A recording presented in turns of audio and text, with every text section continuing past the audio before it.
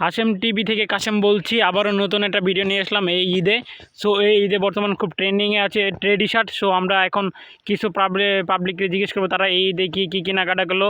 একজন ট্রেডি শার্ট একজন লুককে খোঁজা লাগবে। সো আমাদের সামনে এক বড় ভাই আসছে, বড় ভাইকে জিজ্ঞেস করবো। বড় ভাই একটু দাঁড়ান, আপনার সাথে একটু কথা বলবো। আপনি ভালো আছেন বড় ভাই? ভালো আছি। আপনাকে ঈদ মোবারক ভাই। হ্যাঁ। ও সো আপনি এই ঈদে কী কেনাকাটা করলেন একটু যদি আমাদের সাথে শেয়ার করতেন। আমি একটা প্যান্ট কিনছি, শার্ট কিনছি, গেঞ্জি কিনছি আর একটা শু কিনছি। শু কিনছেন? শার্টটা কেমন শার্ট কিনছেন? টেডি শার্ট কিনছেন কি আপনি? টেডি শার্ট না, টেডি শার্ট পাঞ্চে গেলে বস্তি পোলা বানাই গেলে। কেন টেডি শার্ট কি বস্তি পোলানি কেন পরে? হ্যাঁ, ও হানে এগুলা শার্ট কেউ কিনে?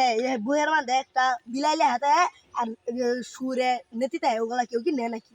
ও তার মানে গরু ছাগল না বিন্দাইতাম।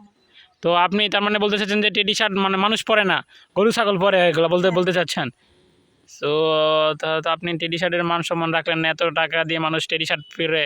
সো আপনি টেডি শার্টে এভাবে অপমান করলেন, হ্যাঁ? এগুলো বস্তির পোলা বানানোর শার্ট আমি কিনবো? আমি কিনি বড় বড় দোকান থেকে কিনে আনি। বড় দোকান থেকে কিনেন, হ্যাঁ? তাহলে এটি বলতে চাচ্ছেন যে আপনি টেডি শার্ট একদমই পছন্দ করেন না। সো আমরা একটা টেডি শার্ট দেখি। ওগুলা শুল লেস লেস বাজাতে ওগুলো আমি কিনবো।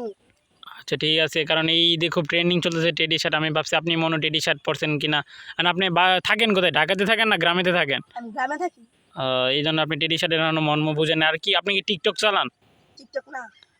এই জন্য আপনি টেডি সম্বন্ধে কোনো আইডিয়া নাই। যদি টিকটক চালান তাহলে আপনি অবশ্যই টেডি বুঝতেন এটার মর্মটা কি।